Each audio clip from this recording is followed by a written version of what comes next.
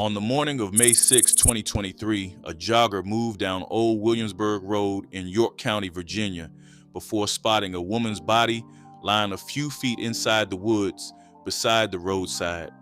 Deputies arrived minutes later and found shell casings scattered around her body, while bullet wounds covered her head, back, legs, and abdomen.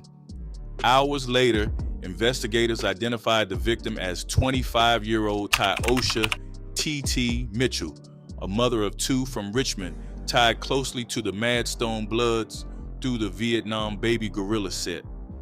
That was Tyosha Mitchell on the morning everything ended. But before York County, before the woods, before the gunshots, the story looked very different.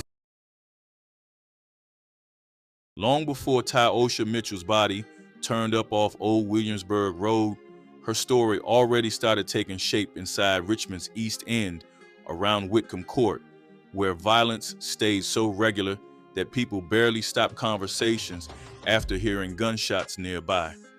Whitcomb Court sat near Interstate 64 beside Mechanicsville Turnpike, although the neighborhood carried problems deeper than abandoned buildings, old apartments, or hustlers standing outside corner stores through humid Virginia nights.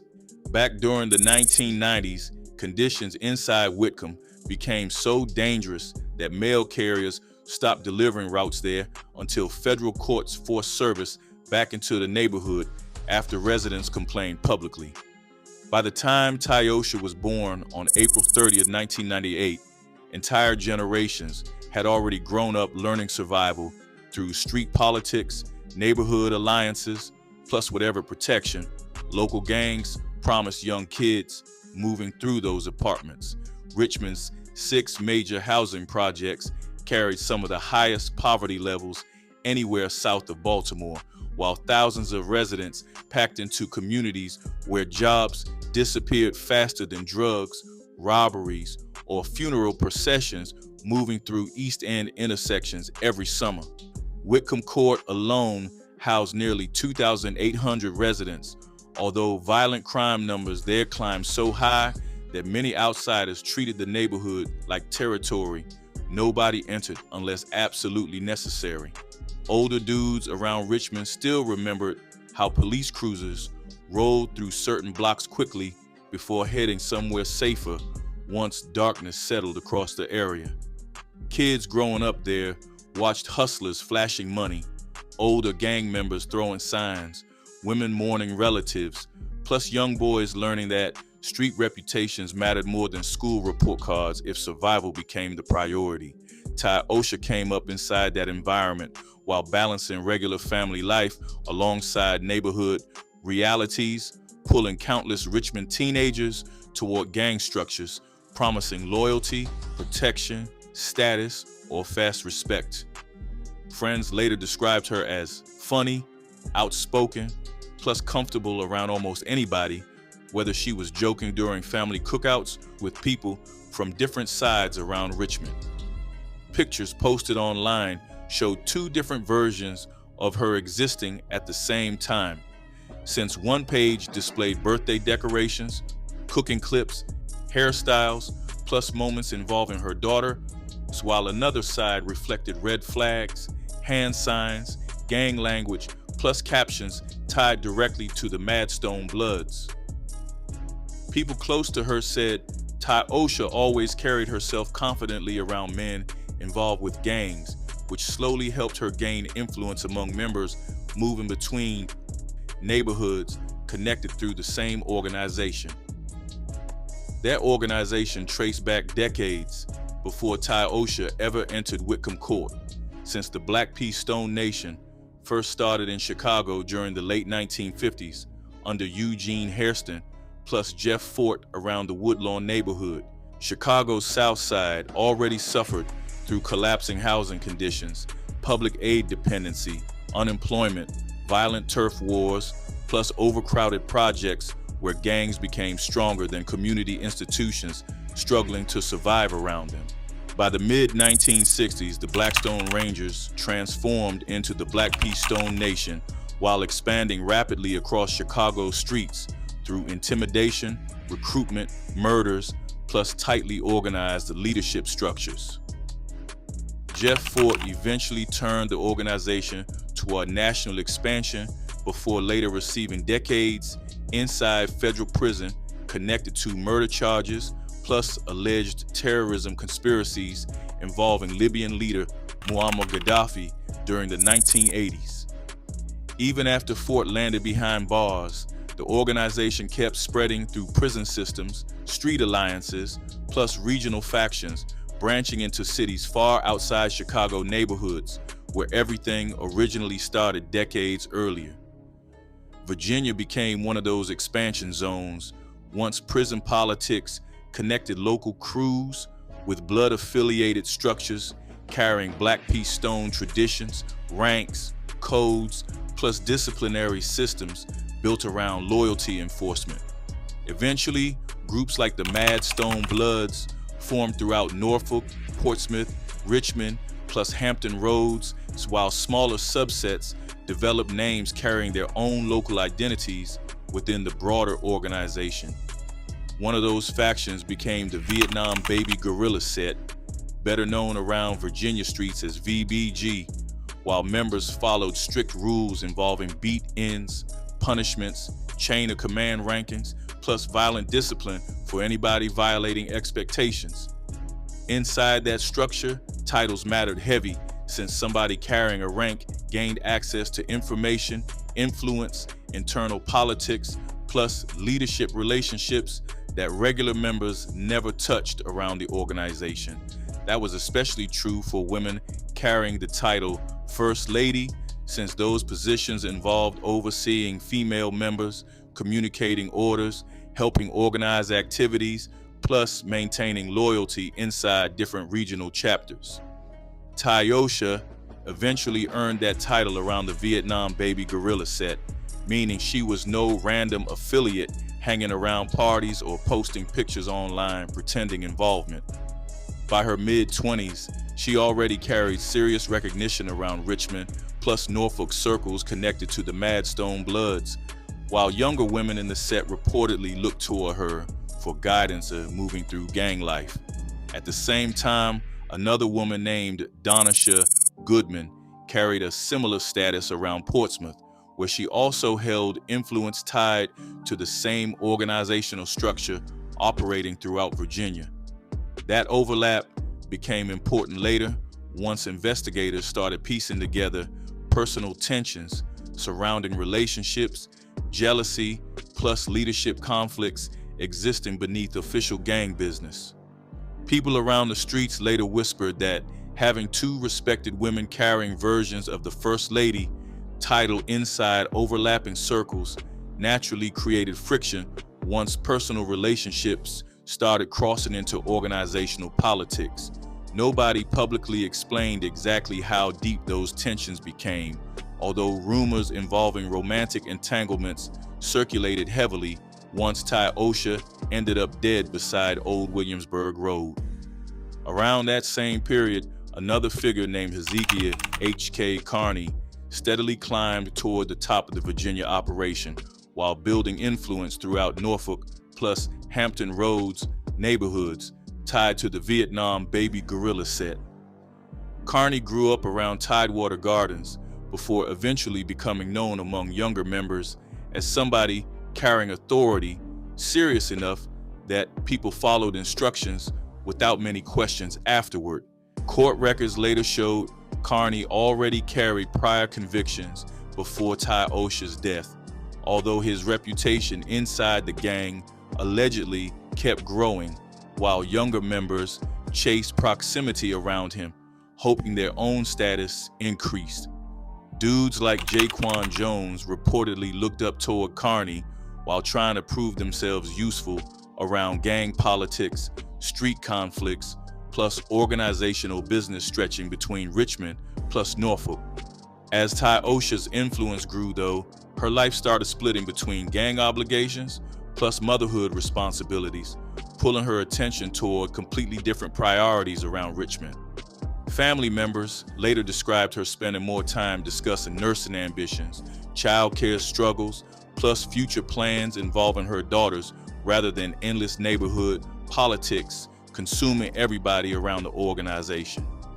That shift apparently created tension internally once whispers spread, suggesting Tyosha wanted distance from the gang structure surrounding her daily life for years already, leaving sounds simple from outside perspectives, although things change once somebody carries rank, knows internal secrets, plus built relationships with leadership figures capable of viewing departure like betrayal instead of personal growth.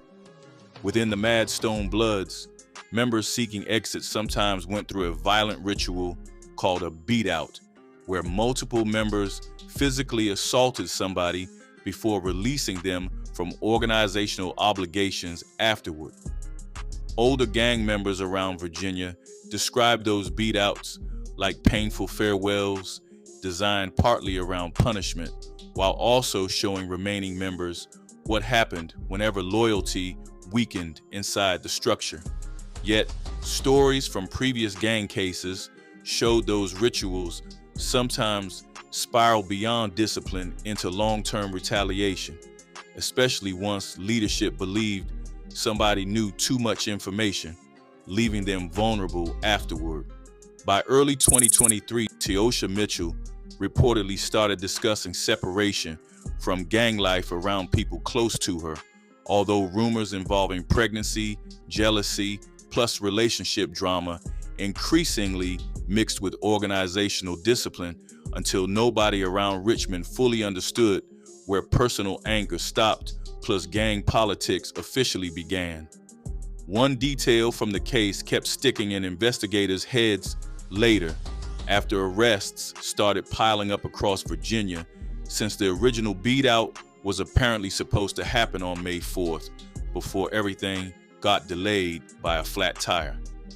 That meant Tyosha Mitchell unknowingly received almost 48 extra hours alive, while the same people eventually accused of killing her dealt with basic car trouble somewhere between Norfolk plus Richmond.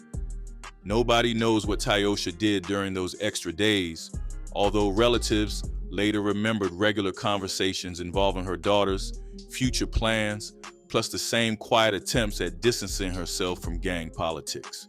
Whatever hesitation existed earlier disappeared during the early morning hours of May 6th, once multiple members tied to the Vietnam baby guerrilla set finally started driving west toward Richmond. Hezekiah H.K. Carney traveled with Jamaica Langley, Donisha Goodman, plus Acacia Jackson during that first trip toward Tyosha's apartment around Bethel Street inside Richmond's East End. According to later court filings, the purpose behind that visit centered around gang discipline tied to Tyosha trying to separate herself from the organization, while tensions involving relationships already simmered underneath everything else. Around gang culture, beat-outs operated like ritual punishments, where members physically assaulted somebody attempting to leave before supposedly releasing them afterward from obligations connected to the set. Yet, older stories from Black P, Stone factions, plus other street organizations showed those rituals rarely stayed controlled once personal anger entered the room alongside official gang business. When the group reached Tyosha's apartment around 2 a.m., things reportedly turned violent almost immediately after they forced their way inside before surrounding her during the assault. Witness accounts later described Tyosha dropping into the fetal position, trying to protect herself, while punches, kicks, plus strikes continued landing around the apartment during the beating. Prosecutors later claimed Carney physically held her upright during portions of the attack so the punishment could continue properly under gang expectations instead of ending once she collapsed. Somewhere inside that apartment, the line between organizational discipline plus personal hatred had already started disappearing fast, especially once women carrying influence around the same circle began confronting each other directly. Jamaica Langley reportedly carried years of complicated history around Tyosha involving friendships, rivalries, plus rumors tied to men moving through the same organization around Richmond plus Norfolk. Donisha Goodman carried her own authority as another First Lady from Portsmouth, which made her presence inside that apartment feel heavier than somebody simply tagging along during gang business. Acacia Jackson remained younger than everybody else around her, although younger members often followed older leadership figures, hoping violent loyalty earned future respect throughout the set. Those overlapping relationships later fueled endless conversations around Virginia neighborhoods once people started wondering whether TyOsha died over gang politics, jealousy, pregnancy rumors, or all three crashing together during the same night. After the first assault finally stopped, the group left the apartment while TyOsha stayed behind, the bruised, shaken, plus trying to gather herself after surviving what supposedly should have been the official beat out. She called her boyfriend afterward, asking him to come over while she explained that gang members had just attacked her inside the apartment earlier that morning. For a short period, things almost looked settled enough that somebody outside the situation might believe the danger had already passed after the punishment finished. That calm barely lasted an hour before another set of headlights started moving back toward the apartment around 2:30 a.m. This second trip carried a completely different energy once Jaquan Jones entered the picture alongside the same crew returning toward Richmond for another confrontation. Jones was younger than Carney, although people around the Virginia sets later described him as somebody constantly chasing recognition around gang politics, especially near older members carrying influence. Younger dudes connected to organizations like the Mad Stone Bloods often earned status through violence, willingness, plus proving themselves dependable whenever leadership demanded action around street business. Once Jones arrived alongside masks plus firearms, the situation shifted away from punishment towards something far worse than another apartment fight. According to witness accounts later used during the investigation, 2 men plus 3 women forced themselves back inside TyOsha's apartment while screaming started echoing through the building during the second assault. TyOsha's boyfriend reportedly saw armed figures moving through the apartment before running upstairs, locking himself briefly inside another room, then escaping through a second-story window moments later. That decision later became controversial online once people started debating whether he abandoned TyOsha or simply understood that surviving armed gang members inside cramped apartments rarely happened without weapons. While he fled outside searching for help, neighbors nearby reportedly heard noise, movement, plus shouting, although almost nobody opened doors around that hour inside East End Richmond. By the time the boyfriend returned plus contacted 911, TyOsha was already gone after attackers dragged her downstairs toward a black Hyundai Sonata waiting outside nearby. Investigators later connected that vehicle directly to Donisha Goodman, whose ownership records quickly became one of several early breaks, helping detectives identify suspects before anybody properly covered tracks. What happened inside that car afterward remains partly unclear, although theories surrounding the drive toward York County started spreading almost immediately once details leaked publicly. Some people believed the group originally planned another beating somewhere isolated before things escalated unexpectedly during the ride, while others insisted the execution decision happened before they even left Richmond. Those rumors kept circling around one central idea, suggesting TyOsha's exit created panic among leadership figures who believed somebody carrying the First Lady rank knew too much information for a safe separation afterward. Other conversations blamed jealousy tied to men moving between relationships involving women connected closely to the organization around Richmond plus Portsmouth. Pregnancy rumors complicated everything further once people online started claiming TyOsha planned to leave gang life partly for another child growing up away from the violence surrounding Whitcomb Court, plus Norfolk streets. Whether any of those stories fully explained the murder remained unclear afterward, although investigators later uncovered enough evidence showing the people inside that Hyundai were acting with purpose throughout the drive east. Cell phone records eventually placed multiple suspects moving along Interstate 64 during those early morning hours, while toll data plus surveillance footage tracked the Hyundai heading toward York County. Cameras later captured the same vehicle stopping near Newport News before continuing deeper toward isolated roads surrounding Old Williamsburg Road shortly before dawn approached Virginia highways. One nearby resident later told investigators that they had heard gunshots around 3:45 a.m., although the wooded location sat isolated enough that nobody immediately understood somebody had just been executed nearby.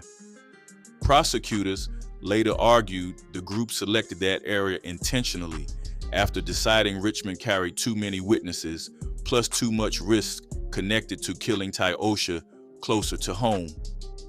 When the Hyundai finally stopped near Old Williamsburg Road, investigators believe Tyosha was pulled outside before pleading for her life, moments before the shooting started beside the roadside woods.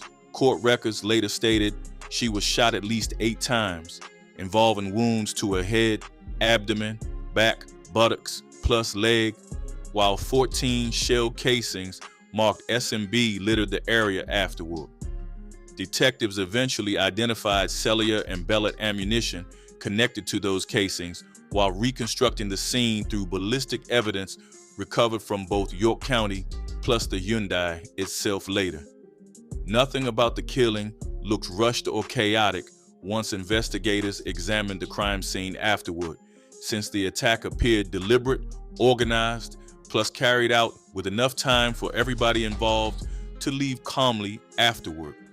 What disturbed investigators later involved how normal the rest of the night apparently became once the murder finished somewhere along Old Williamsburg Road before sunrise reached York County. Surveillance footage later showed the Hyundai traveling back through Newport News, where people inside reportedly stopped at a 7-Eleven during the return toward Portsmouth after leaving Tyosha's body behind in the woods.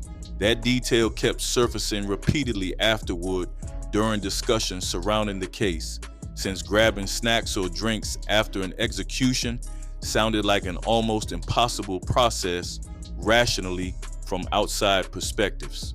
While the Hyundai moved back across Virginia highways toward Norfolk plus Portsmouth, Tyosha Mitchell remained alone beside that wooded roadside until a jogger found her body hours later, after sunrise finally reached York County. Once York County investigators connected Tyosha Mitchell's body to the Richmond apartment attack earlier that morning, the timeline started tightening around the suspects almost immediately through surveillance footage, witness statements, cell phone records, plus the boyfriend's 911 call. Detectives already knew Tyosha had been dragged from her apartment into a black Hyundai Sonata after the surviving witness described masked attackers forcing her downstairs before speeding away toward Interstate 64. Toll cameras, traffic footage, plus cell phone pings later tracked movement between Richmond, Newport News, York County, plus Portsmouth during the exact hours surrounding the murder. By the second day of the investigation, authorities were no longer trying to determine whether the killing involved gang activity, since evidence already pointed directly toward members tied to the Vietnam Baby Gorilla set.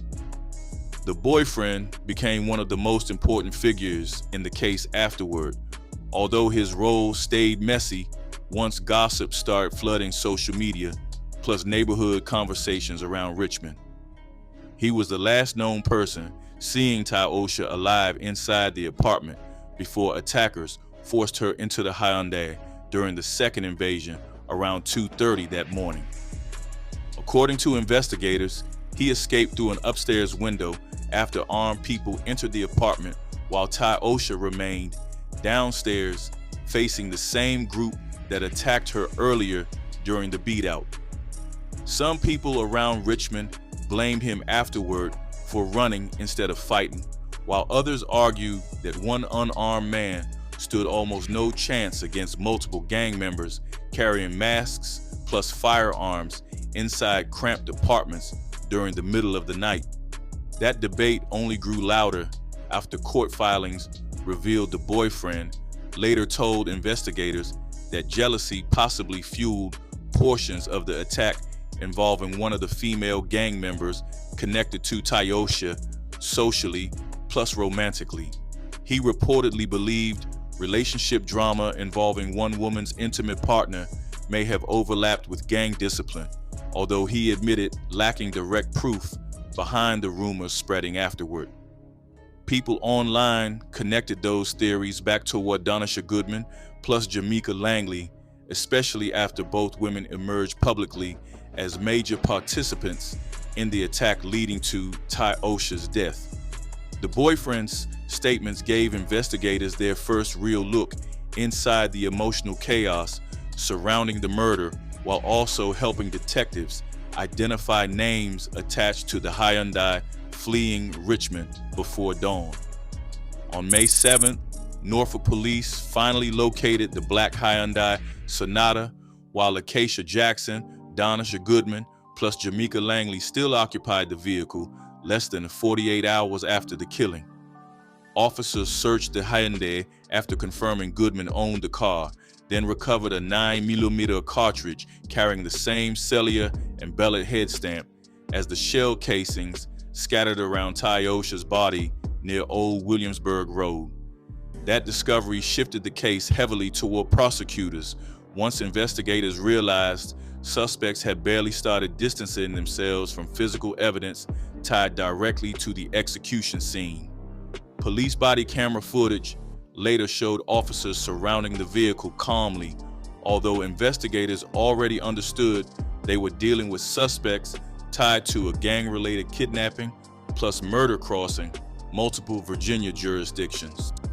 Around the same period, Hezekiah H.K. Carney allegedly started trying to regain control behind the scenes while realizing the investigation moved faster than expected after Tyosha's body surfaced publicly. Prosecutors later stated Carney instructed people involved with the killing to burn clothes, stay together, plus avoid speaking with law enforcement while pressure increased around Portsmouth plus Norfolk neighborhoods tied to the organization. Those alleged instructions transformed Carney from somebody enforcing gang discipline into somebody actively managing murder cleanup, while authorities assembled evidence around him rapidly. When police later arrested Carney near Portsmouth's Seawall area, officers reportedly found him carrying drugs plus a weapon despite already being a convicted felon connected to the growing investigation. As arrests started stacking up, the case expanded beyond York County detectives once federal agencies recognized broader gang structures connected to the killing, plus the movement between Richmond, Portsmouth, Norfolk, plus even New York through Acacia Jackson. The Richmond Area Violent Enterprise Task Force joined alongside the FBI, ATF, plus federal prosecutors after investigators determined the kidnapping crossed county lines before ending in execution. Crossing jurisdictions mattered heavily once prosecutors connected the murder to organized gang operations tied to the Black P. Stone Nation instead of treating the case like isolated personal violence. That broader structure already carried history across Virginia through prison smuggling operations, drug trafficking investigations, internal discipline cases, plus previous indictments involving high-ranking gang leadership figures operating from inside correctional facilities.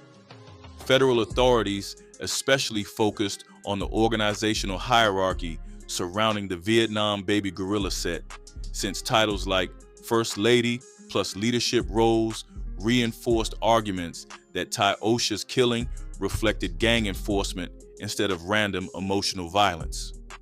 Earlier, Black P. Stone investigations already exposed how subsets operating throughout Virginia used beat-ins, beat-outs, punishments, plus leadership approval systems, maintaining discipline around different regional factions. Prosecutors later argued Tyosha's murder followed that same culture where leadership figures allegedly viewed departure, disloyalty, or suspected cooperation as threats requiring violent responses.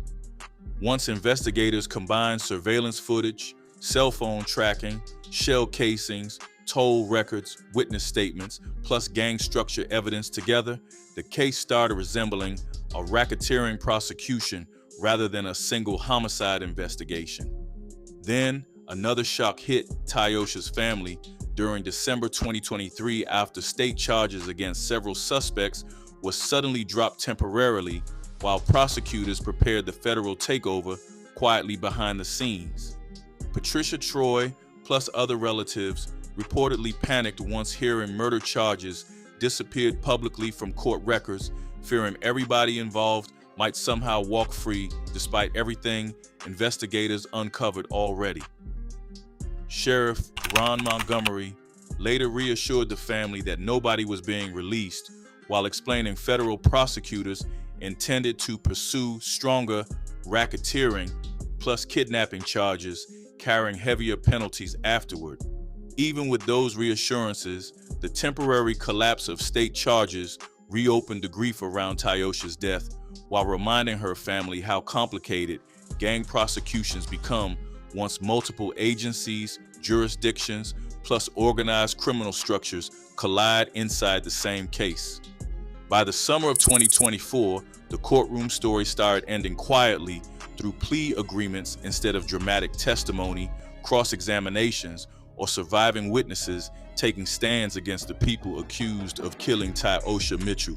One after another, defendants accepted deals connected to kidnapping, firearm charges, plus gang-related violence, while federal prosecutors built pressure around evidence gathered through surveillance footage, shell casings, cell phone records, plus witness statements. That process avoided a full public trial, which also meant many details surrounding the murder never received complete answers inside courtrooms packed with reporters plus grieving relatives. Questions involving jealousy, rumored pregnancy, plus private tensions between women connected to the same gang structure mostly stayed buried beneath official language describing organized violence tied to the Mad Stone Bloods. Hezekiah H.K. Carney eventually received 38 years inside federal prison after prosecutors described him as the figure organizing the beat-out, directing people afterward, plus helping move Tyosha from Richmond toward York County before the execution. Jaquan Jones received the same sentence after authorities identified him as one of the shooters involved in firing multiple rounds near Old Williamsburg Road during the early morning hours of May 6, 2023. Donisha Goodman received 35 years after investigators tied both her Hyundai Sonata plus her direct participation to the killing, while Jamaica Langley received 20 years despite already carrying another murder conviction connected to a separate Richmond case years earlier. Acacia Jackson remained the youngest person wrapped inside the entire situation, which left some people debating whether she represented another violent participant or simply another teenager absorbed into gang politics bigger than herself. Goodman's role especially kept drawing attention from people following the case closely once details surrounding her First Lady status inside the organization became more widely understood publicly afterward. She was not some low-ranking affiliate hanging around older members searching for approval in Portsmouth neighborhoods tied to the Black Pea Stone Nation structure operating throughout Virginia. Goodman already carried authority inside her own regional chapter, which made her presence inside Tyosha's apartment, plus later inside the execution scene, feel deeply personal to outsiders studying the case afterward. That detail kept feeding theories suggesting the murder operated partly as gang discipline. Meanwhile, Patricia Troy kept speaking publicly about TeeTee in ways completely disconnected from gang titles, criminal indictments, or federal courtroom language dominating media coverage around Virginia. Troy remembered Tyosha laughing loudly around relatives, experimenting with hairstyles, cooking food for family gatherings, plus calling regularly about parenting problems involving her daughters before everything collapsed during May 2023. One of their final conversations involved ordinary family talk surrounding sickness, plus checking on the children, which made the shock surrounding Tyosha's death hit even harder afterward. Only days earlier, relatives celebrated her 25th birthday together before ending up planning a funeral connected to one of Virginia's most disturbing gang murder prosecutions in recent memory. Tyosha's daughters ultimately became the quiet center of the entire story, even while headlines focused heavily on gang structures, federal indictments, plus long prison sentences handed down across multiple court hearings. Community groups around Richmond, plus Norfolk, later started pushing harder for gang exit programs aimed especially toward women trapped inside violent organizations through relationships, motherhood, fear, plus economic dependence. Former gang members interviewed around Virginia described leaving as far more complicated than outsiders usually imagine, since entire identities, friendships, protection systems, plus emotional survival often remain connected tightly to the same people capable of enforcing punishment afterward. Cases involving women like Jessica Hampton in Chicago, Jacob Rivera in New York, plus Leonard Brown in San Francisco already showed how dangerous departures could become once organizations viewed exits like betrayal instead of personal change. By the end of the case, 5 people connected to the Vietnam Baby Gorilla set received decades inside federal prison, while prosecutors celebrated the investigation as another major strike against organized gang activity operating throughout Virginia. Yet none of those sentences changed what happened before sunrise on Old Williamsburg Road when Tyosha Mitchell got dragged from a Hyundai beside isolated woods before gunfire ended her life permanently. The body discovered by that jogger belonged to somebody who spent years climbing through the gang hierarchy until becoming one of the highest-ranking women around the Mad Stone blood structure in Virginia. Once she finally tried walking away from that world after becoming a mother, the same organization that once gave her identity, status, plus protection allegedly decided her exit looked too dangerous to allow, leaving 2 little girls growing up afterward without the woman who tried leaving for them in the first place.